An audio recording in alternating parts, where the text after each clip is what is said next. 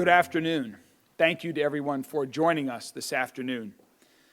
My team and I are working every day to make Louisville a safer, stronger, and healthier city. And at the top of our priority list is to continue the work we're doing to reform and improve LMPD.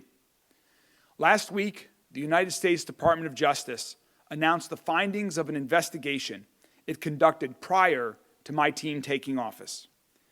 We will not make excuses for the mistakes of the past. We will make changes, and we will continue to make progress. We are not waiting. We are taking action. Our goal is to make LMPD the most trained, trusted, and transparent police department in America. And today's announcement is an important step in the right direction, especially when it comes to trust and transparency. In 2020, Metro government established the Office of Inspector General, along with the Civilian Review and Accountability Board, by ordinance from the Metro Council. The Office of Inspector General is separate and independent from LMPD, and its mission is to increase transparency and civilian oversight of the police department. I want to thank Ed Harness, who's with us today, for taking on this incredibly important work as Inspector General for our city, because we need this office, and we need this office to be a fair and impartial organization. The Inspector General is accountable to the community. His job is to oversee the way officers conduct the work they do on behalf of the people of Louisville, so that when there is a question or a complaint, the Inspector General reviews the complaint, investigates, and can say with authority that the complaint has merit or doesn't. The Inspector General's credibility is essential for the trust that we are building between LMPD and the public.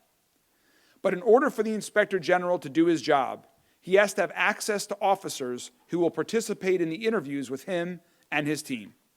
And he needs access to other sources of information, like raw footage from body cameras.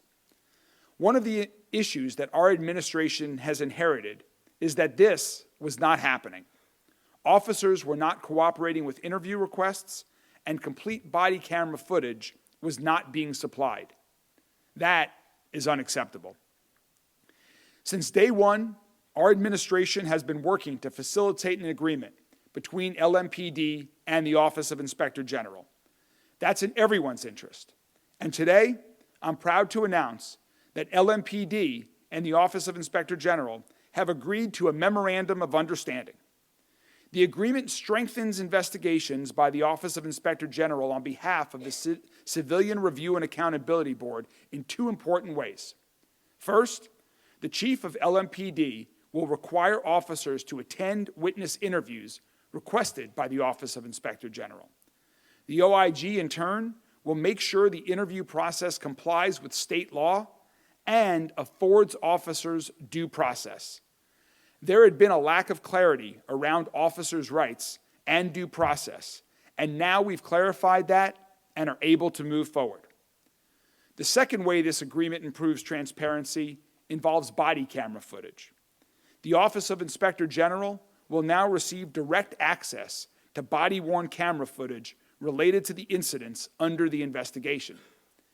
This direct access will enhance the ability of the Office of Inspector General to investigate any complaints that may be made by community members.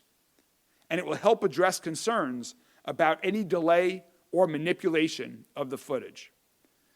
This agreement also directly addresses one of the remedial measures suggested by the Department of Justice. Specifically, Remedial Measure 31 recommends we improve civilian oversight. It states, quote, "To help build trust with the community, LMPD should cooperate with the Inspector General and Civilian Review and Accountability Board to promote robust and even-handed civilian oversight. It should also prioritize transparency in its internal affairs practices, including reporting to the public about the nature of complaints received, misconduct, findings made, and discipline imposed," end quote. We agree. We are not waiting to sign a consent decree. We are taking action. Today's announcement will strengthen the community's trust in LMPD and enhance its transparency. I want to thank everyone involved in making this agreement a reality. We're going to hear from two of the key folks involved in making it possible for us to take this important step forward. In addition to our Inspector General and our Police Chief, I also want to thank two people in particular. First, David Kaplan, my Chief of Staff and General Counsel, who has worked tirelessly to help reach this agreement between all parties involved. Second and third, I said two, I actually meant three.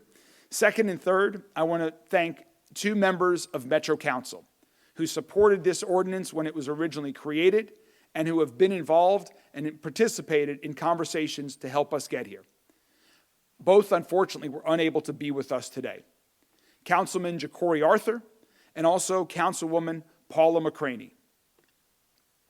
Paula has been very helpful in the last few days as well as we have sought to reach this agreement. And I want to thank both Paula and Ja'Cory for their incredible work towards this and their effort. Now, let's hear from the person who's leading our Inspector General's office, the Inspector General himself, Ed Harness. Ed? Thank you, sir. Good afternoon, everyone. First off, I'd like to thank Mayor Greenberg and, as pointed out, Chief of Staff Kaplan, also Deputy Mayor Dorsey, who was involved in moving this agreement forward. It's a seminal day here for Louisville Metro as we've reached this agreement that will allow the Inspector General's office to conclude investigations that have already been authorized and duly authorized by the Civilian Review and Accountability Board, but also clear the way for future investigations to move forward. We are taking big steps towards what we've anticipated would happen over the last year. Our office has been formed knowing that a consent decree was going to be coming to Louisville Metro, and so we've been prepared to take on those investigations in the way that the Department of Justice would want us to do so. So we are fully prepared to do that. We have a great trained staff. We're ready to go.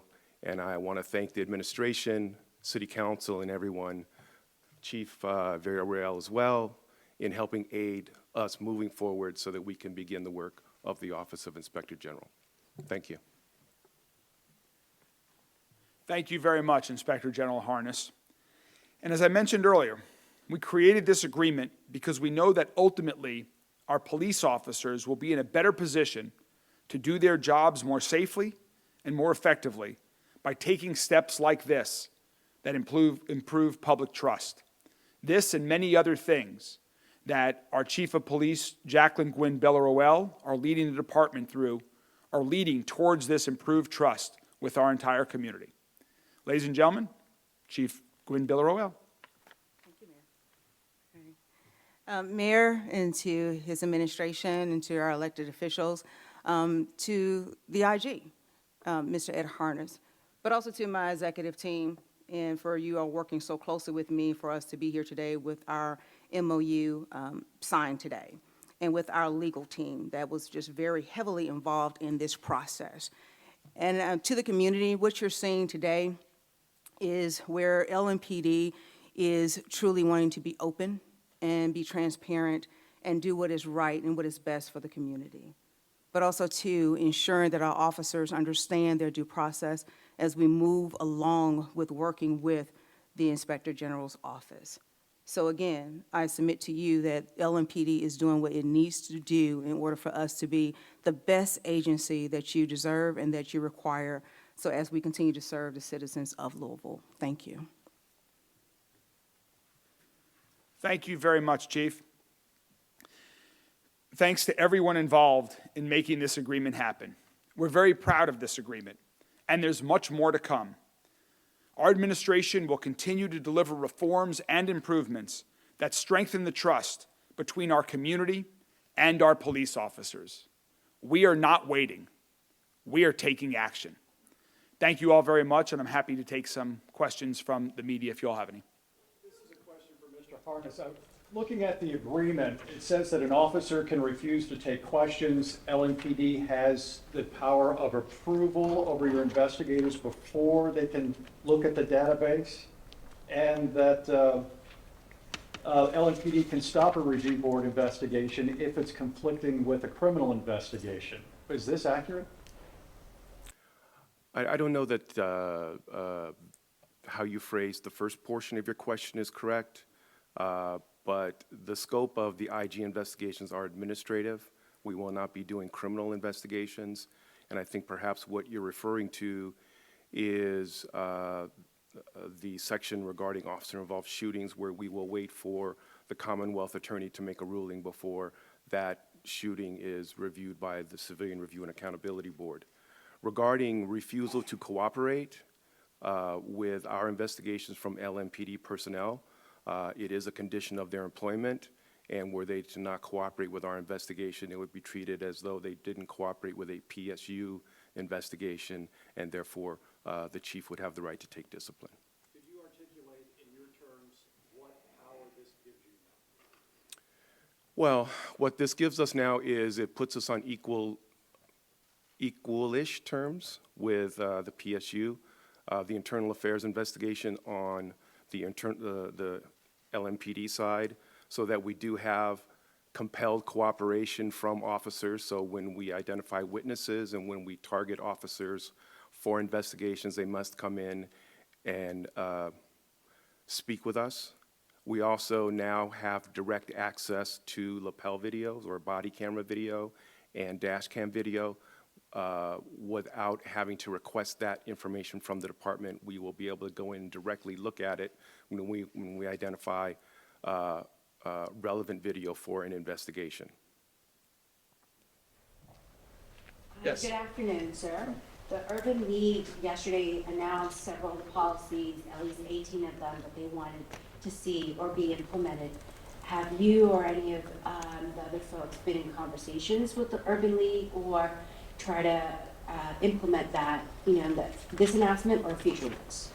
So we have had conversations. We will continue to have conversations with the Urban League, and we continue to accept any feedback that folks throughout the community want to make into the collective bargaining agreement with the Fraternal Order of Police.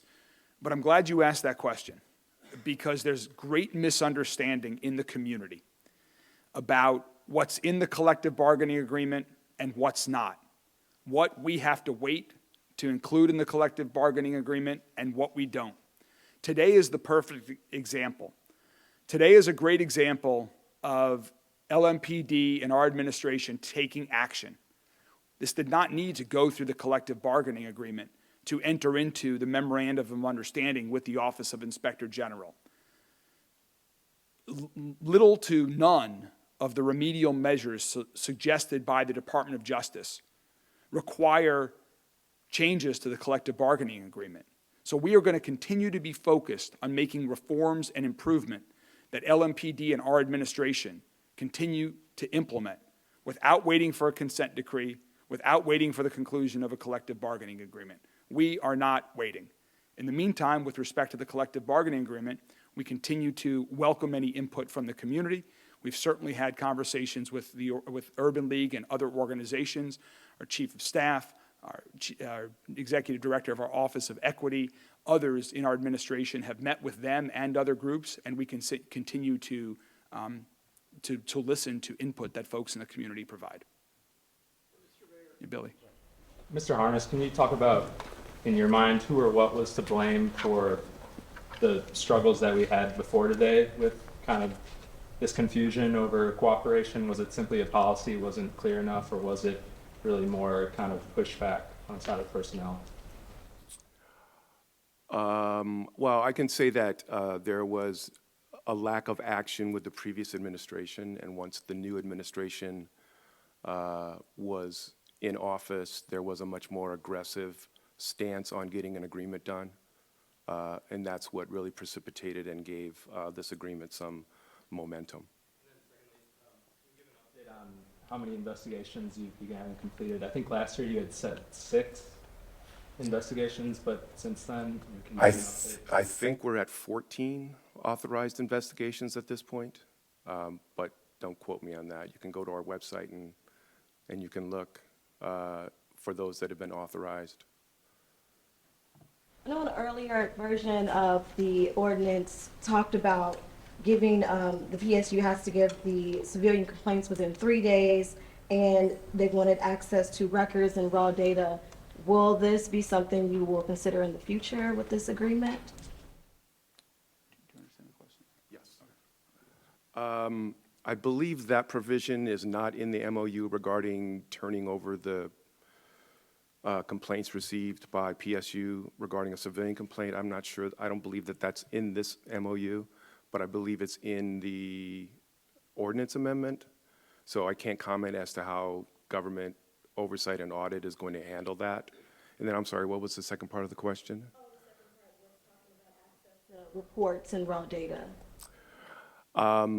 Those will certainly, those are in the ordinance as well.